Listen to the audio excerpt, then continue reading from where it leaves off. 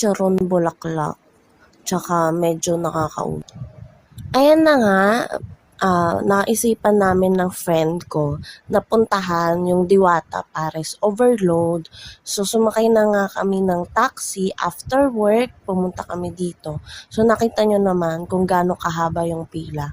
Sabi ni Kuya Driver, maikli pa daw tong pila na to.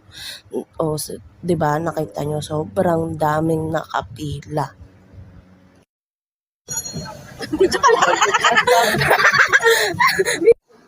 So, ayun na nga, nagsimula na nga kaming pumila. So, I think mga 1 oras kami mahigit na nakapila. So, bandang mga 5 a.m. na kami nakarating doon sa sa kuhanan ng sabaw and kanin.